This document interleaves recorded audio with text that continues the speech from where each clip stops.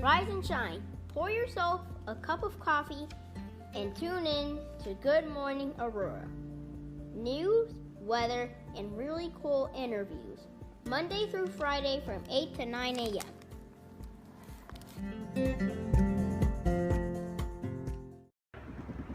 And then see, here's a picture.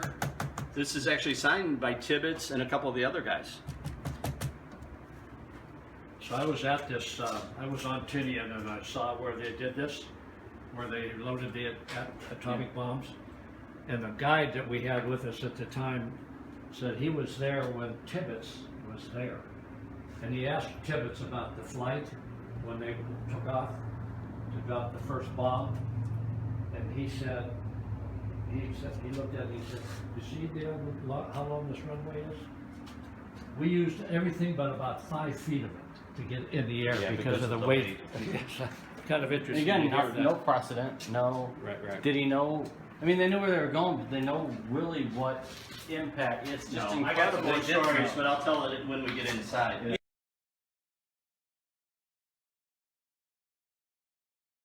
It's registered with the city of Aurora. The city approached us a couple of years ago and saying, hey, the Air Force is on our case for keeping it clean. Can you start taking care of it for us? And so we did. So we cleaned it up a lot. There were 2 up there. I don't remember. I thought there was one. They said it was sinking in the mud.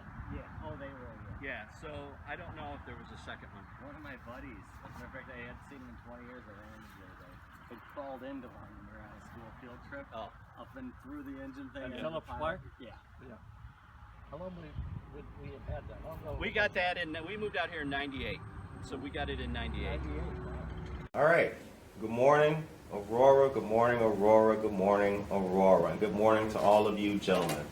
We appreciate you guys coming out to take your time with us on this Veterans Day, and happy Veterans Day to each one of you. Thank you. All right.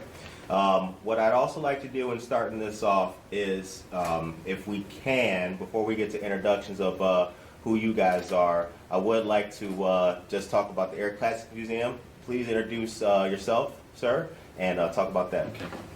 I'll start. My name is Bill Roth. I'm the treasurer of the Air Classics Museum. Our museum is a nonprofit 501(c) incorporated in 1992, and we're located out at Aurora Airport, southwest corner of the airport property. And our open season for visitors is April through November in a normal year. All right, wonderful. And it's a great place. Been out there. It's an absolutely lovely place. Yes, I've been there. One place. My oldest. Yeah. Yeah. All right. So getting into this, we're going to start with yourself, sir. Please tell us who you are and where you are from. My name is Jim Davidson. I grew up in Aurora and North Aurora. I currently live in North Aurora. All right, awesome. I'm Hank Winkler. I grew up in south side of Chicago, and presently I'm from Sugar Grove. Very cool. Okay. I'm Bill Roth. I grew up in Peoria and I moved up to Chicago in 1979, and I currently reside in St. Charles. Very cool. My name is Steve Ports. I actually grew up in Alliance, Ohio. I moved to the Chicago area in 1963 and now live in Aurora, and have lived in Aurora now for 27 years. I'm Ken Kwiatkowski. I grew up in the city of Chicago, North Side. Last 26 years I resided in Wheaton. Very cool. He said north side. So for those you've seen a little bit of Aurora, it's Good Morning Aurora, not Good Morning Wheaton, but Good Morning Wheaton today. You're familiar with Aurora, so this Aurora will have this next question have a little bit of an Aurora theme to it. Talk about some of the changes that you guys have seen from past times in Aurora to present day. What's some of the big things that have happened? I'd say, as I grew up, Aurora was a very large manufacturing center. There were factories everywhere in Aurora. Most of them are gone now, along with the jobs that they provided. Nothing. I got nothing to say. Chime in as you like, gentlemen. Chime in as you I'd like. say Fire at Aurora's- will. Aurora is, what is it, the second or third largest city in the state of Illinois. Yeah. I mean, it's more of a suburb now, you know. You go outside the city, you know, the inner city limits, and you see a lot of more, you know, more modern homes. It's growing, and it's growing fast. And of course, with that, you get the large crowds and the traffic. Right. I'm pleased that they're starting to improve the downtown. You know, it's looking a lot nicer than it did over the last few years. They have a gem of a theater in the Paramount, and I've gone to plays there, and I really enjoy that. A lot of good stuff. Yeah, a lot of good stuff taking place. Good food and everything Yeah. going on down there. Yeah. Now let's talk also about the service. So raise your hands if you're veterans. All right. You two gentlemen, got a question for you. Branch of service, sir? Army. Army, Navy, as the hat says right there. Never again volunteer yourself. Tell us about the Navy. Tell us about your experience in the Navy. The Navy, well, I was in from 61 to 67. I was an aviation machinist mate. I worked primarily on the A4C Skyhawk light attack aircraft. I was attached primarily to VA-146, world famous Blue Diamonds, yay babes. And I made 3 Westpac cruises that I worked off the West Coast, and Westpac is Western Pacific. 2 on a Constellation, 1 on a Ranger. Spent a little time on the Kearsarge, and those are all aircraft carriers. Yeah. And I made 2 combat tours to Vietnam, 1 on the Connie and 1 on the Ranger. And the Connie, for those that don't know, is the Constellation. Constellation. All right. And Both yourself? of which are razor blades now. Decommissioned. No, Right. they're razor blades. Oh, okay, yeah. Literally. Gotcha. They tow them from Bremerton, Washington. They're towed down to Brownsville, Texas, I think it is, and that's where they're broken. Oh, wow. Yeah, but it's harder than snot to find pictures of them taking carriers apart down there. Aerial pictures. There are some, but See not what Google many. can find for us nowadays. Makes you cry a little bit. Yeah. And tell us about yourself, sir.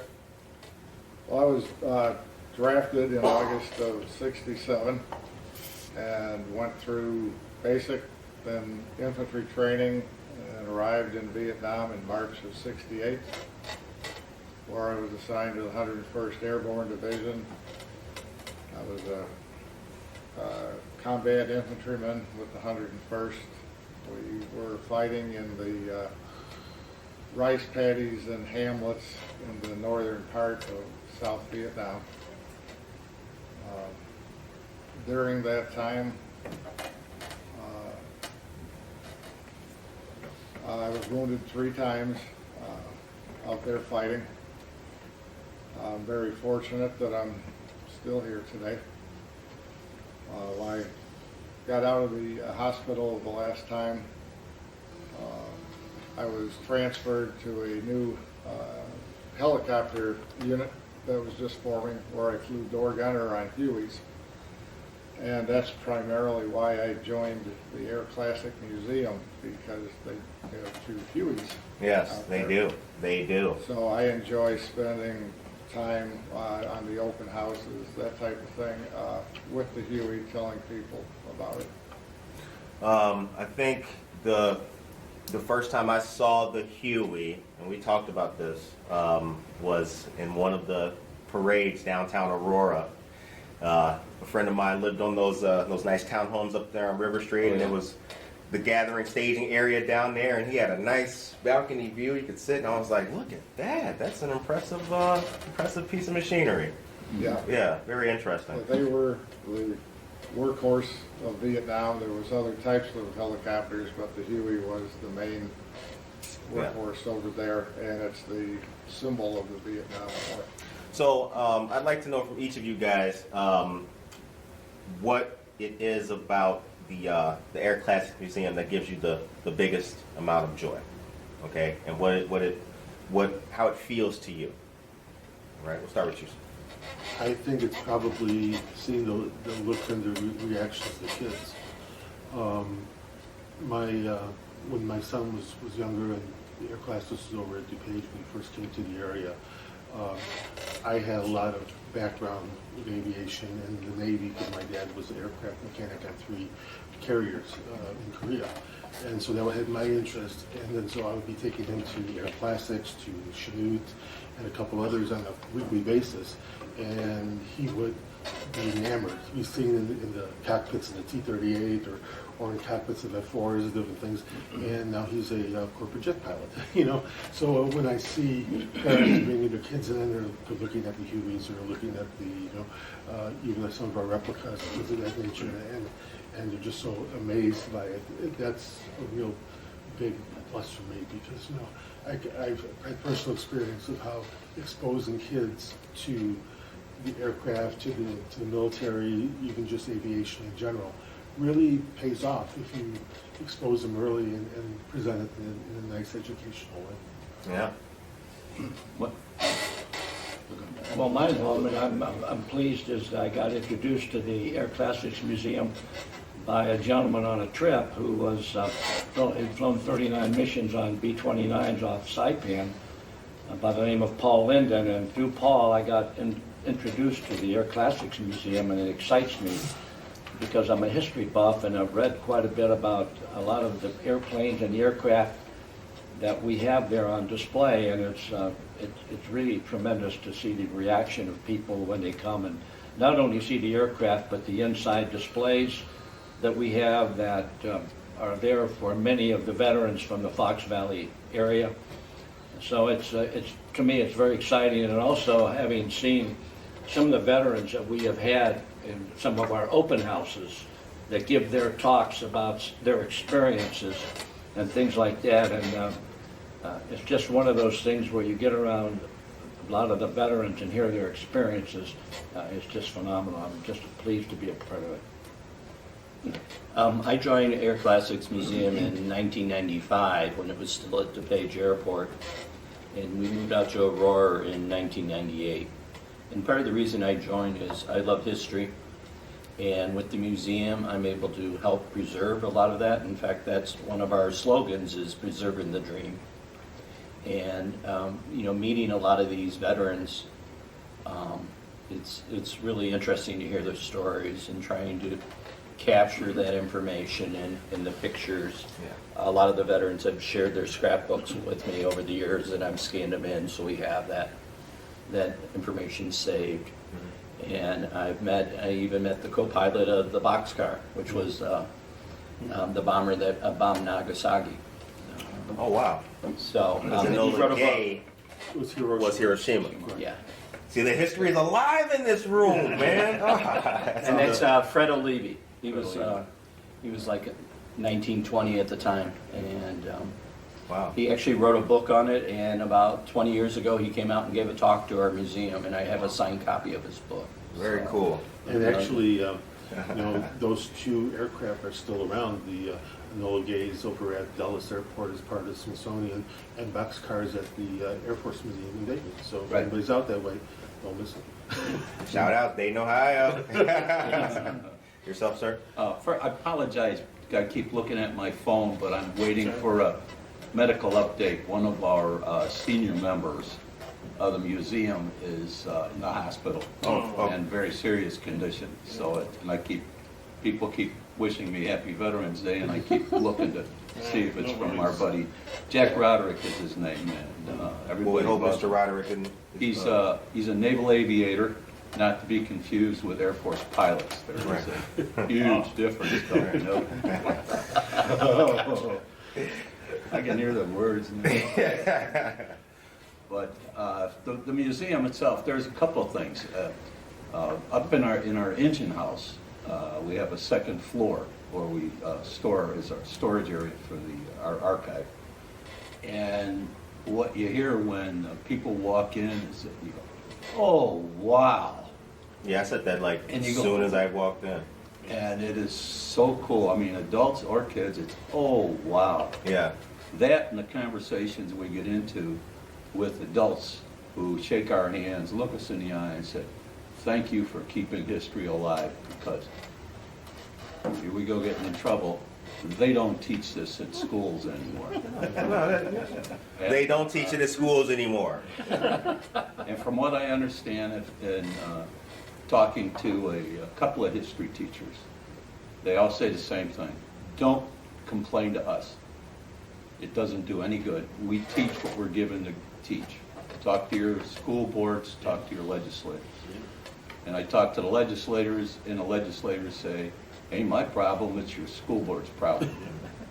So if we want to change, I don't know what's in the school history books that they teach now. I really don't. But I would say most Americans don't.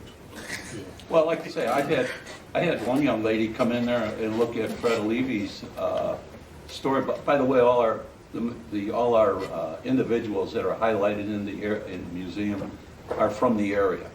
Right. From this general vicinity. But she looked at Fred's storyboard and read it, and she looked at me and she said, well, what did Japan ever do to us that we would drop an atomic bomb on them? I think Disney made a movie about it. You know, A day which will live in infamy. one of them. Yeah. But, yeah, but everybody just loves the fact that the place just reeks of history. Yeah. And then they do have the opportunity to talk to veterans out there. Right. And we do every once in a while have the opportunity to walk around with people and discuss the aircraft and the displays. Nice. And yourself, sir?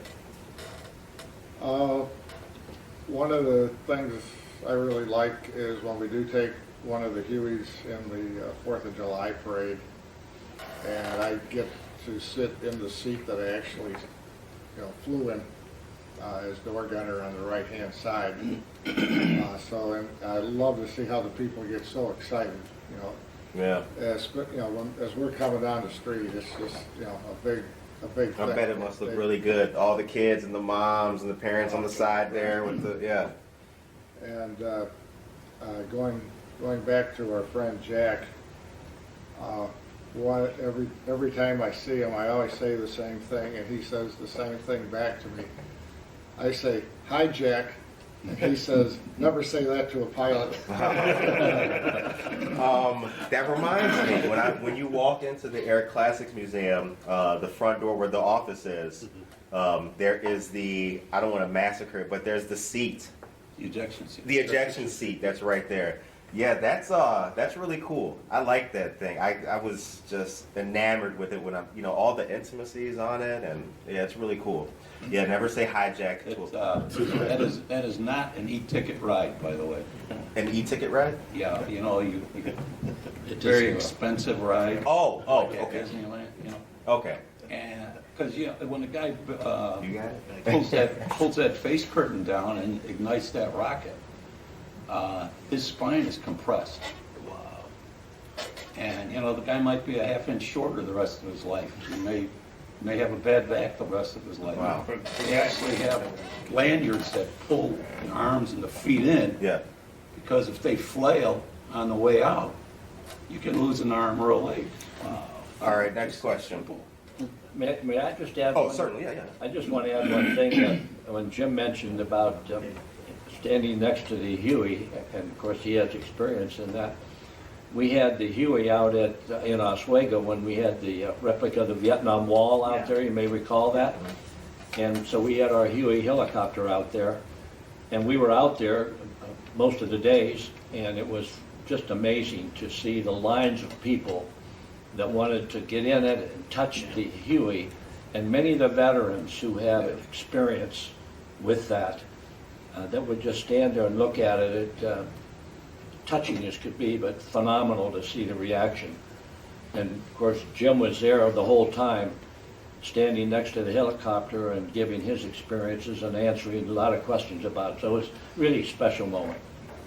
I have a question. So, running the museum and stuff, what can you cite one story or something that you're like, man, like you saw that like really stood out to you? I'm sure you have hundreds, of things, but can you, just something that you're like, man, this kid or this adult or whatever, this scenario happened, some type of story you can share. Well, again, with the Huey, Yeah. that's a very emotional aircraft. I've had guys come out there who haven't been close to one since they came back from Nam, and for the first time in their life, they'll sit there and the two of us get to tell them sea stories, and they start dumping for the first time. And so again, it's very emotional around that Huey. Yeah. And on the lighter side, the kids love that. Oh, yes. My goodness gracious. What you're a kid, what would you not like about it? Being in there? And, yeah. Well, we're one of the few museums that open it up. I mean, of course, we're not doing it now during the pandemic. Right. But pre-pandemic, we would open it up and let the kids climb inside. And, and my comment always to the kids is keep it under 9 feet. And they look at you like, just... We have had altitude records set in that, by the way. I think one of the really kind of special things about Air Classics is that even though we're really small compared to a lot of the big Smithsonian affiliated museums, some of the artifacts we have are just so unique. I mean, some of the Tuskegee Airmen are artifacts are one of a kind that we have. We have banners from the Polish Air Force in World War II that like no other museum has. Yeah, so it's one of those type of things you may look at it and say, oh, there's just a lot of stuff. But if you actually sit and look through it and read just a little the history behind it, there's a lot of things that we have that the Smithsonian doesn't have, or other places, because they're one of a kind artifacts. So it's really a nice collection in that respect, because it really gives you a different perspective rather than just seeing a couple static aircraft and a few other memorabilia. I might just add at that moment is that we are in the process of finishing up now a brochure that will be available for 2021, which we will hand out to visitors to the museum. And it will highlight about 50 of the displays that we're discussing here, that will point them out, and we'll number those so that visitors coming through can look up and see the number 22, for example, and look on the brochure, and it'll tell you a little bit about that. And what it really does is it just points out to a lot of the visitors some of the real significant highlights of things that we have on display there. So that will be really helpful to visitors. Go ahead. Okay.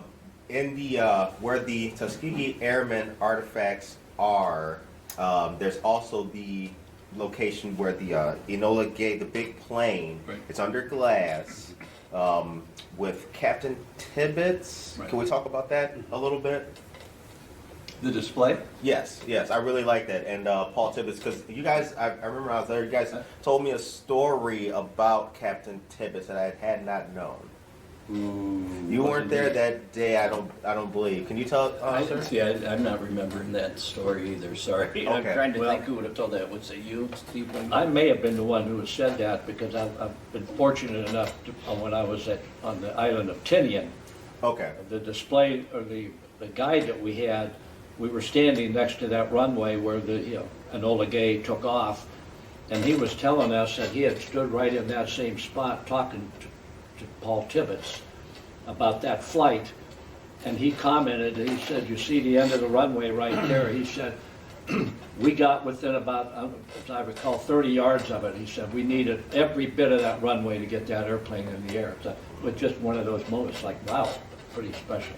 Yeah, to be that close to history. Yeah, one person away. Yeah, that particular diorama display is interesting history. I was one of the things I do is I go to hundreds of air shows, over the years, and some of it is a liaison for the museum, some is just myself. And I was over about 3 years ago at the Waukegan Air Show, and they just had required, when the Aardvark from Chanute after it closed, and they have a big veterans display at Waukegan Airport. And so there were guys from the Lake County Veterans Foundation, and we started talking, and I was mentioning that on the board of the museum. He says, I built this diorama for this B-29 with the loading and everything. It's been in my house. My wife's been bugging me to get rid of it. You want it? And we're like, yeah, of course I want it. So his wife was just so glad to have him get out of the house, and he delivered to our museum, and that's the one that you saw over in that. In fact, a lot of our artifacts, we get that way. A guy will call up, or a wife will call up and say, hey, my husband passed away. I got all this junk, and we don't call it junk, we call it artifacts. Right, yeah. We have over 300 models. You know, the guys are into model making, and then the wife gets on their case, get rid of those 50 models you got upstairs and stuff. So, you know, Right. we're not able to display them all, but it's pretty cool. I mean, I would say majority, probably 90% of our collection is from donations. And it's an impressive collection. Yeah. What is what would you say the one artifact? If somebody's never been there, you say, gotta take a look, you gotta see. This is the one thing you gotta see that you have to see. What would you say? I mean, and we all may have different ones. That's a good But the question. one I might have just started a fight. Yeah, too. no, no, no. All right. But the one I like to point out is it's a bomb computer. It's labeled on it. It's a bomb site. It's labeled a computer. Bomb site computer. And it's from a British Halifax bomber. And of course, we don't have the Halifax. We have a little model so they can see what it's like. Right. And we took the cover off, and it's all gear based. And you put in about 5 or 6, or maybe a few more inputs, like wind direction, altitude, speed, etc. And then it would tell them when to, drop the bombs. And and my story is, when I'm telling people the story, and the kids look at it, and because it's labeled computer, and they say, "Where's the monitor?" And it's just a bunch of dials. But we take the cover off so you can see it was all gear based. So prior to real, what we consider computers today, they called them computers then, but it was all gear based and stuff. So I think that's pretty unique. We have one of 11 that were manufactured, or one of 24. We have number 11. I have a line position indicator for navigation. That is, I've got the cover off, and you look at it, and it's just row after row after row after row of gears. And it's not lighted, so you can't use it at night. It's super heavy, and it's big. You can't put it in smaller aircraft, so eventually it was not used really at all. But all it did was give you a line position in your aircraft for navigation. I'm not exactly sure what that is, but it's amazing to see what was done with gears, just like the bomb site computer. Right. It's all done with gears, analog computers. Your big battleships are the same. They've never really improved on a battleship gun director. Right. It's all analog computers. Wow. Now the Halifax and that site, that's World War II era? Correct. Okay, right. And actually are one of our, I would say, interesting exhibits. It's relatively new. It's still in progress. I don't know if you saw the 737 simulator. Yeah. We saw the simulator. Right. It's starting to get put together. We haven't put together all the electronics because there's a lot of cut wires and spaghetti and stuff that have to be hooked up to the computers. But that was another one that somebody was just trying to get rid of, and rather than get it to scrap. We got it around the holidays last year, and got a little bit behind because things closed down with COVID and all that. But it's starting to get there, and that's something really cool because kids, adults can sit in the cockpits, and it's got the full control panels and everything on it. So that we think that probably once everything gets completely done, it's going to be a very large attraction for the museum. So I got a couple more questions here, but I gotta ask and bring up the cannon. Okay. All right. The cannon. I'll Can we describe talk the about cannon. the cannon? One of our board members, in fact, he has his own museum, but he doesn't have any place to display.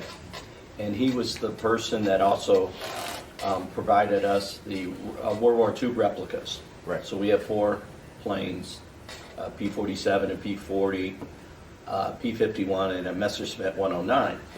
But that's another story. That's another story. Oh, that was so an then awesome after we day. got those, he called up and says, well, I'm getting this cannon from Cook County, and I want to get it out of there before they change their mind, And we said, sure, we'll take it.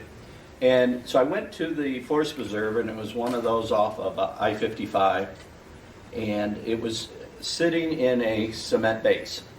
about a 2-foot square cement base. And it just was in the middle of the forest preserve, and people were throwing garbage in the cannon and stuff. And it's on the back, it's labeled a British BL, which stands for breech loading 9.1. So 9.1 inch diameter cannon. Right. It's about 15 feet long.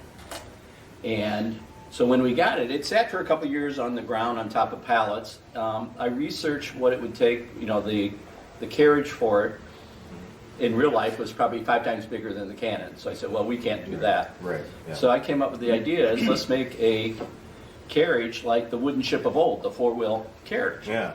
So I contacted this engineering company I worked with before and described to them the cannon and described what I wanted to do. And their first question to me was, how much does it weigh? And I said, I have no idea. So we engineered it with 1/2-inch steel plate.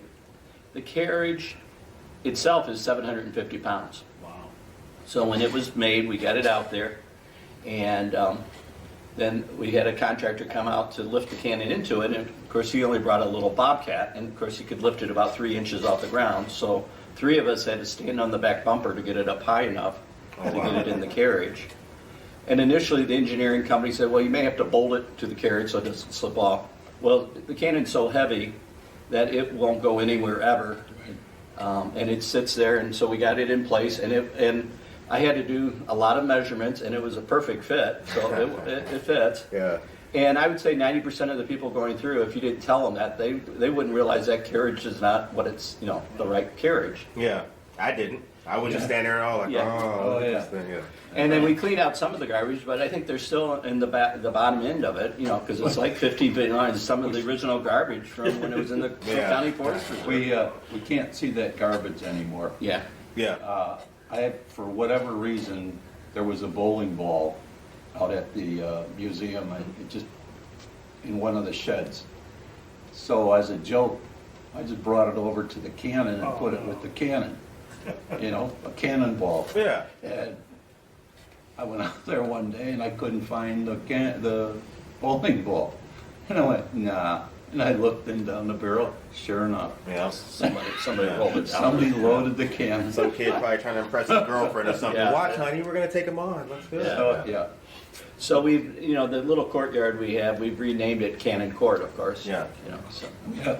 We have a veterans display out there also. In Cannon Court. Real quick, on the cannon, how did you transport this thing? Like, I mean, you get a Well, a tow truck could lift it. Oh. So, you know, so my guess is it's, I don't know. There again, I still don't know to this day how much it weighs. Yeah. But a tow truck could lift it. Okay. So that's how it came out on a trailer. And this is a British cannon. It's a British cannon, and it's labeled 1915. So, and I've done research. I have no idea how it got over to the U.S. in possession of Cook County Forest Reserve. My guess was maybe the 1933 World's Fair. I don't know. Yeah. Oh, okay. But that's a wild guess, and you know I haven't. That is, I mean, that's kind of, I mean, I don't know if we Yeah, it's unusual, connections right? to the British colonies or something like that. Be like, here. is this And it wasn't, the cannon wasn't the type that would be moved in battle. It was more of a battery shore. You know, it would be put in place permanently. Siege gun. Siege gun. So it wasn't like it would be an artillery piece they would take into battle because it wasn't, the carriage wasn't that type. Right. It's a mystery. It's a mystery out there in Sugar Grove Yeah. to the listeners. That cannon was re-sleeved, so it was probably used. If in practice or in war, we don't know. But it was re-sleeved. So, who knows? All right, so we're going to get into the next part of the questions, but real quick, like a quick answer from you gentlemen on the following question.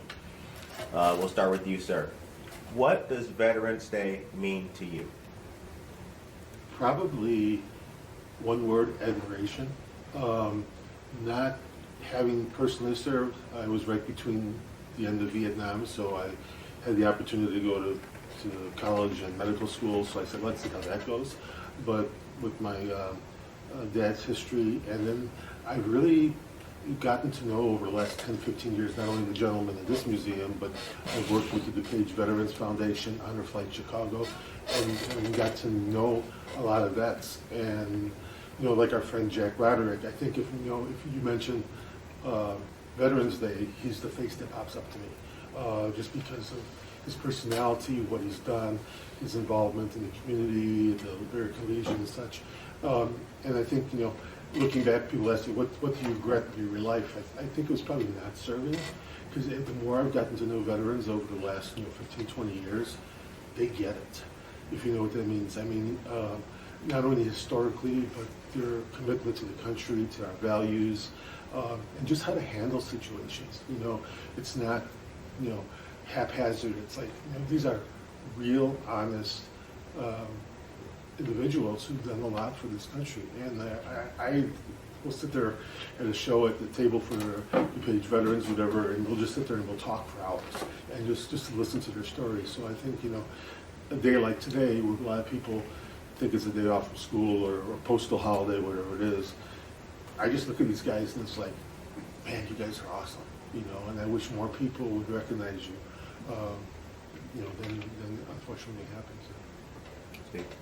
Well, for me, the word is respect. And my brother was in the Marines. My dad was in the Army between World War I and II. And I look at veterans, and to me, every veteran has a story. And the thing that's so amazing to me about veterans, and the reason I have so much respect for them, is because every veteran gave 3 years or 4 years or sometimes more of their life to this country. And that kind of respect that's tremendous to me. And I just look, and I feel very fortunate to be involved with the museum, be around veterans, hear their stories, and the stories are phenomenal. And also, we also go to the Fox Valley Veterans Breakfast Club, and we're having the veterans get up and talk. And just to hear any veteran talk about their story, about how they got in and where they were stationed and things like that. So you get a day like this when you have Veterans Day, and you just look at the respect. And that's how I look at it, the tremendous respect for anyone who is a veteran. Sir. I would say appreciation. Freedom isn't free. And I think too many people take it for granted, our country and where we're at with freedom, and they look down on some veterans, on military service, and it's like we wouldn't be where we are today without them. My dad was in the Navy during World War II on LSTs, and I didn't go into the military either. The draft ended 2 months before I turned 18, and they restarted it, I think 2 years or 3 years after I was too old to have to register. So I've never had to register legally. And even today, I have a friend whose son is in the Air Force, and he flies F-35s. And before he was assigned overseas, I actually got him to come out to the museum, and he was impressed. I kind of, as a joke, sometimes describe our museum as a rinky-dink, because we're 100% volunteer. We're only open 8 months out of the year. Our only advertisement, our website, but we still get 2,500 people through it. And people, no matter, in spite of that, people come in and are impressed. Oh, yeah. And including this Air Force veteran. And I even offered him, I said, well, if you ever have anything extra you want to donate to the museum, because I'm always the sales guy to get more. And he said, yeah, he would think about it and stuff.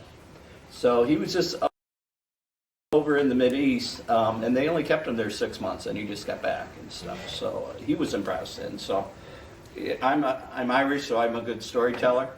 And I just love, taking people around the museum, telling the different stories. Since I've been involved with the museum and still active with the museum the longest, I have a lot of stories from either people I met or, stories I've invented. And I always try to add humor to them too, because, it helps people remember sometimes the stories. Sir, what does Veterans Day mean to you? Well, I was thinking about it, and I thought, oh, geez, it's a day to remember. And then I'm thinking, no, I remember every day. It's just, I don't know if it's being at the museum, where I get to talk to all these guys that we have on display out there. Some of them are personal friends, and I've got to think about it now, so it's not remembering, but it's, I'm proud. I'm proud of what I did. I was damn good at it. I was very good at it. The Navy trained me, they put me to work, and I was good. So, yeah, I'm proud to be a veteran. And people ask me about, well, I counsel teenagers, and I tell them, you don't want to be a Marine. You don't want to be in the Army. You go an Army guy. You want to join the Air Force, or you want to join the Navy. You want to go in and get a saleable skill for when you get out. You know. And they go, oh, okay, well, you're in the Navy, right? And I go, yep. And they go, well, I should join the Navy? I went, no, join the Air Force. Why should I join the Air Force? I said, because you'll keep your feet dry. I said, you got 3 hots and a cot in the Air Force. Not so much in the Navy anymore, but, you know, you're always at sea or doing something goofy. But, yeah, no, I'm proud. I'm proud to be a veteran. It's funny because, you know, it's so close to what my dad always told me when I was in the same situation as Bill. I went to register and Nixon had just stopped the draft. And he always told me, he says, well, if you go in, you go Navy or Air Force, he says you fly or you write. None of this marching stuff. Sailors can't march. No, not at all. Sir, what does Veterans Day mean to you? Well, like Hank says, I'm proud to be a veteran. For many years after I was in the Army, it was a hush-hush thing because it wasn't popular to be a Vietnam vet. We were the scum of the earth. So it wasn't until, I think it was 1986 when Chicago had the Welcome Home Parade. Right. And I went to it, and since then I've been a proud veteran. You know, it changed my outlook on things, that people now appreciated us. So that's one thing, and fortunately I belong to a group of veterans. We're in a PTSD group, and we are very close brothers. We consider each other brothers. We meet every week, and we're a very tight-knit group. And one of the main things that Veterans Day means to me is remembering the 12 guys that their names are on the wall that I was with. You know, guys I fought alongside with. Right. People will never forget. I want to talk about honor flight. And actually, I think, you know, I'd like to speak about it, but I'd like you guys to talk about honor flight. Feel free, you know, tell us about honor flight for those who don't know what it is. Honor Flight is for veterans. It's a one-day trip to Washington, D.C., where you see all the monuments out there in one day. It's a little hard on you, but it's always well worth the trip. I've never been on Honor Flight. I know guys who have, and they all loved it. Just can't say enough about it. If somebody else has got something to say about Honor Flight, other than it's a great organization, they do wonderful things. Right. Oh, Herschel Luckenbill. Herschel. Right. Yep. He is finally going on Honor Flight. This is after having been an escort for 25 flights. He aged out. I think it's 65, and you cannot be an escort. Right. And the escorts pay their own way. It's not a free ride. For those who don't know, Mr. Herschel Luckenbill is an asset and a boon to the community, and he is a dedicated man to the veterans. Yeah, he's a great man. He is a great man. I didn't know that about the escort. Yep. I didn't know that. Everybody Escorts pay that their own goes way. on it can either have their own escort, or if you don't have one, they will provide one. Right. A volunteer escort who, like Hank says, pays their own way. Right. To be able to honor some veteran. Wow. I've had my name in for a few years now. There's so many. If for a while they wouldn't even let Vietnam vets put their name in because they were working on, of course, World War II vets, Right. Korean vets. So I was finally able to put my name on, and then This year, there were no honor flags Yep. because of the Pandemic. pandemic. So a few weeks ago, I had a call from Honor Flight wanting to know if they could come and put a sign in my front yard. It's like one of those political signs, except for it's, it's a sign, for Honor Flight. Right. About this, this veteran, so that's been in my front yard now, so. Nice. Who knows, it might be another couple of years Yeah. until I'm finally. And honor flight started, what, about 10, 15 years ago? And they originally would only have World War II vets because, it was coming towards the end of the lifetime of the World War II vets. Yeah. My dad unfortunately passed away before he ever got a chance to do it. And the veteran that go, it's a completely free trip, right, the whole thing. And like Haynes said, the escorts pay, but I think it's a nonprofit organization. And then as they wound down on the World War II vets, then they opened it to Korea, and now they're finally getting to the Vietnam vets. Right. And it's, for some of the guys that I've met that have gone, it's a once in a lifetime experience. I've only seen pictures. Yeah. I might just add one thing. I mentioned Paul Linden a little while ago. Paul was the gentleman that got me involved with the museum. And Paul had, as I mentioned, had flown off a Saipan on B-29.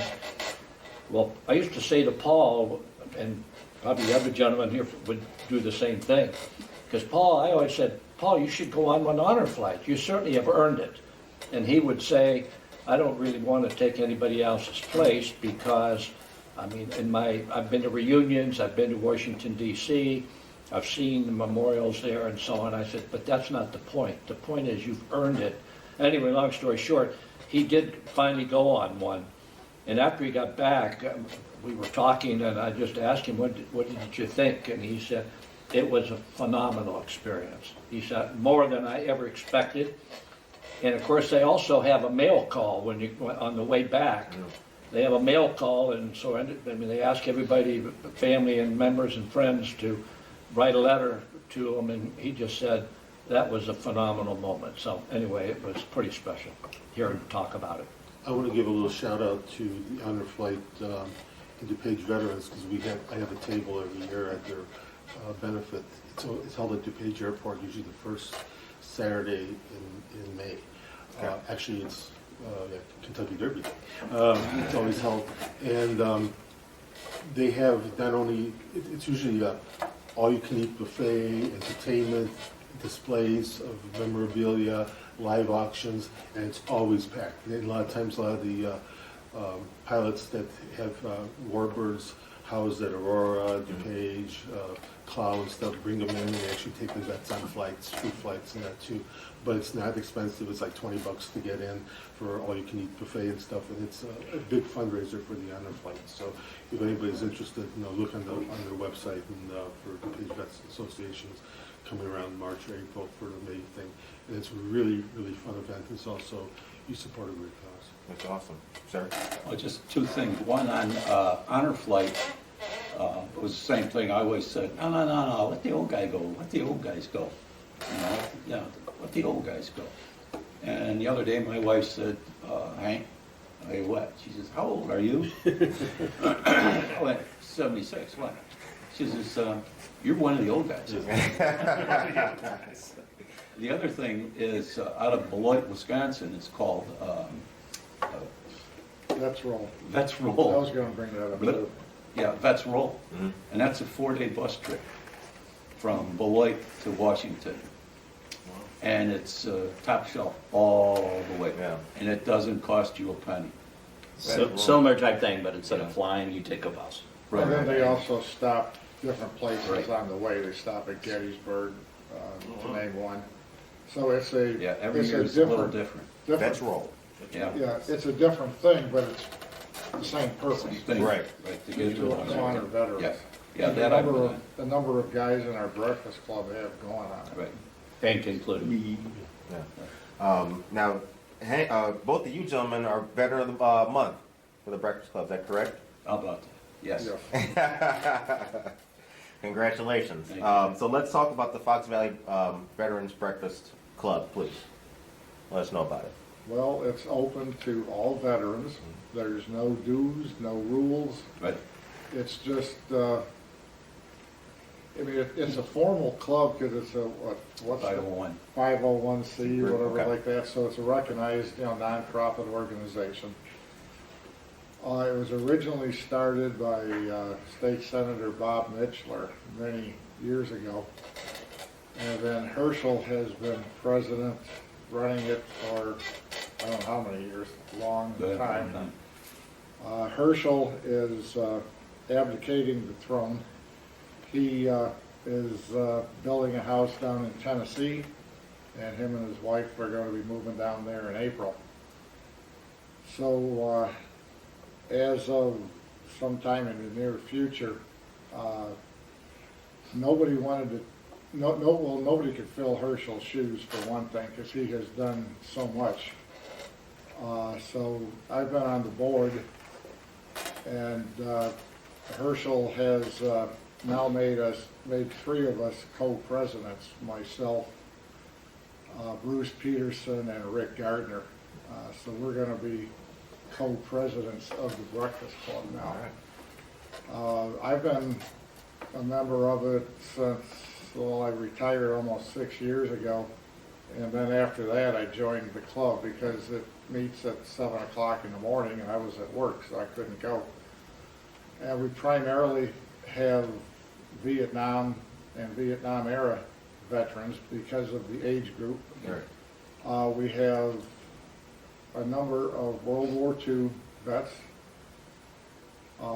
some Korean War vets, and not a lot, but a few of the younger vets. They're working, Right. most of them. So, and when I first started, we would usually have around 40 guys show up. And before this COVID thing hit, we were up to 80 to 90 guys on any given breakfast morning. Where do you guys meet? Right here, right now. Oh. We Good Morning Aurora has not got the news. How about that? we did meet at Grandma's table Okay. out on Douglas Road for many years. And then we outgrew the room. We were packed in there so tight, there wasn't any more room. So we moved to the Montgomery VFW post. Okay. And we were there until the COVID hit. Yeah. And then just a couple months ago, we started meeting once a month. We used to always meet every 2 weeks. So it wasn't like twice a month, it was every 2 weeks. Some months we'd meet 3 times, Right. just the way it fell. And we have breakfast. We usually have a guest speaker. And it's mostly the camaraderie between Right. all the different veterans. We don't go there for the meal. We go there to be together. Right. So right now that we're meeting here, I think we've had 3 meetings here now. Our last one was last Thursday. And we're getting about 30 people. It's way down from what we did have. I have a question. And this goes to the museum. What is and you guys can all answer individually, what do you guys think the #1 need is for the museum? The Benjamins? Yes, Yeah. definitely. It would be funding.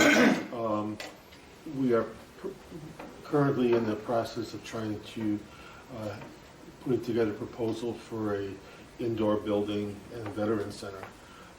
That's in progress, so we're going through the grant process and things of that nature. And if I remember correctly, the museum, because it has been a while since it's gone, it's out. It's primarily The aircraft are outside. Aircraft are outside. And that's the main thing We with have having an air park is that we're here in the Midwest, and there's a lot of wear and tear on the aircraft, not only during the summer, but especially in the winter when we're closed down. Right. That requires a lot of maintenance. So in order to keep these aircraft around for another 20, 30, 40 years, we really need to have some sort of enclosure, whether it be an actual building or canopies or something to help protected. So yeah, and like I say, we are all completely volunteer run and by donation. So that would be the biggest thing. So we'd like to invite anybody who has any interest at all to not only come out to the museum when we're open, or come onto our website. There's a link that you can donate directly or become a member. I mean, if you want to,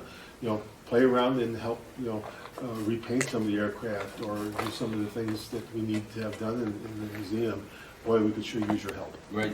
If we've got, the aircraft are outside, we've got 3 buildings of exhibits. That constitutes the museum.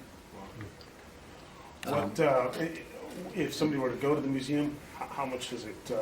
Is it free? Is it donation? No, adults are $10. Seniors, 62, $7. Kids 5 to 15, I believe, are $5. So it's pretty reasonable. Yeah. And with all these grants that are out there, if you don't have salaries, they don't even want to talk to you. Or the first question on a lot of grant applications is, what other grants have you received? Yeah.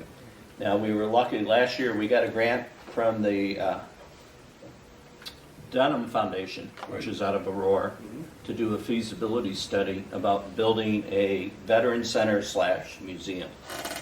And they came back with the analysis, and we're finalizing that report now, that shows we could have like a convention center out in the Sugar Grove area, because there isn't one really close.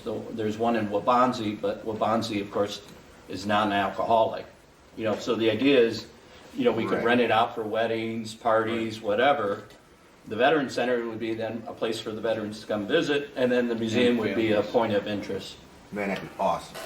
And so that was, and it showed it's feasible. So now that gives us the ammunition or the, to go to get other grants and stuff, and we're working on those. We just received a grant from the DeSavo Museum. And the Tuskegee next, right? Yeah. And to put together a traveling display of Tuskegee Airmen. And so since we have some artifacts for that, we're going to participate and help put it together. Very cool. We get our revenue from admission, donation, membership, and store. Because we don't have a hangar, like we said, we're only open 8 months out of the year. This year with the pandemic, we didn't open until mid-June, so we lost 2.5 months. And this last week I approached Kane County, because part of the thing is people say, well, apply for the PP loan. Well, one of the first requirements is you have to have payroll. Well, since we're 100% volunteer, it disqualifies us. Right.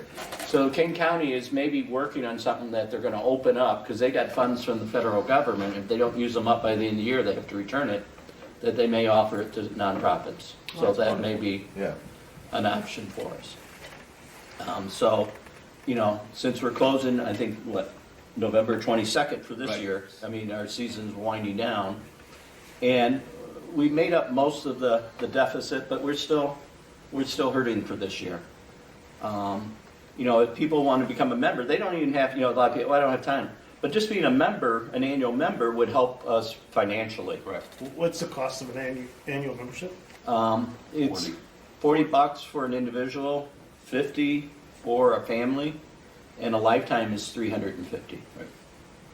Wow.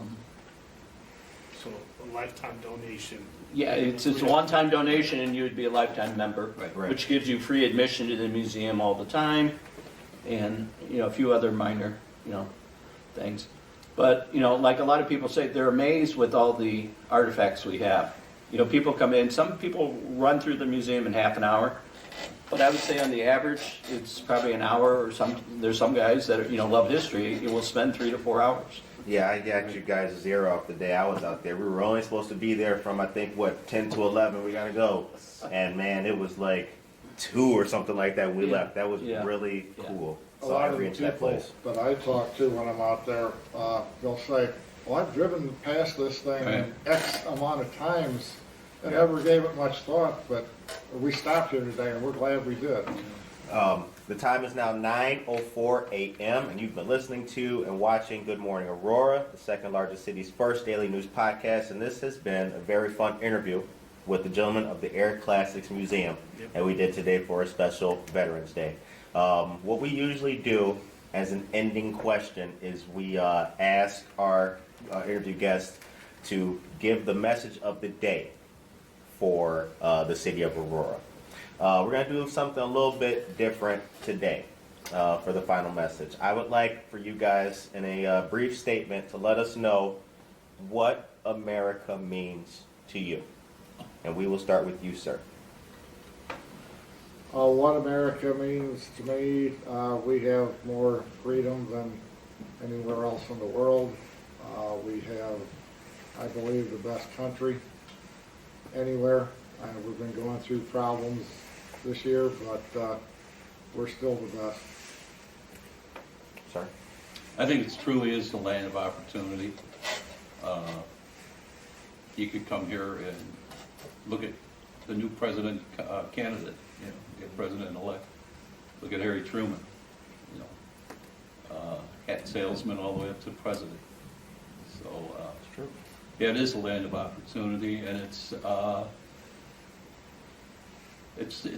good if you want to take the responsibility for being here.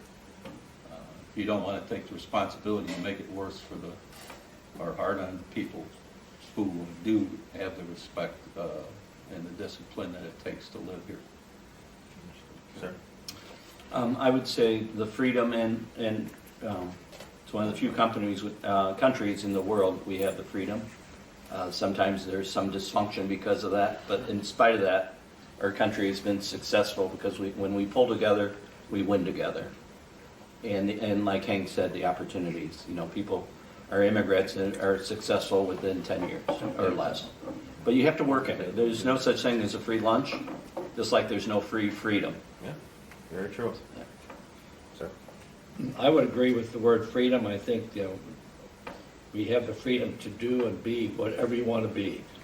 And you have the freedom to come and go and travel, see this country. I think for those who've had the good fortune to be in other countries, you develop a real respect for our country, for the freedom and the opportunity that each of us is given. I think the founding fathers had it right. And I think the more people should concentrate on the Constitution and what really are the values of this country, the better off we're going to be. Unfortunately, a lot of that's getting obscured at this particular point, but I mean, it's the reference to go to. It's, whether you have a religion, whatever book you go to, the Bible, Quran, or such, go back to the Constitution. This is what we're all about. And, no matter what happens or whatever obstacles are in there, that's going to keep us going. Well said. This has been an excellent interview with the Air Classics Museum. This has been one of the best. This has been one of the best. And thank you for having us. You're welcome. Yeah. I want to say real quick, thank you for your dedication to preserving history. I love history myself, and I appreciate that, and I'm very thankful for you guys. And one final shout out to Jack. We miss you, buddy. Yeah. We love you and we're praying for you. Yep. Veterans Day is special to us here on Good Morning Aurora, and I'm glad that we got a chance to capture you guys' story. Told you the day I met you, we're going to get you guys on for the interview. And Nick is a good young man, and he is who put us in touch from the very beginning. And I am eternally grateful for it. You guys are doing great stuff out there at the Air Classics Museum. And God bless all you gentlemen, and we appreciate you on this Veterans Day. On behalf of the second largest city's first daily news podcast, be blessed, motivated, and powerful today. Peace. Thank you.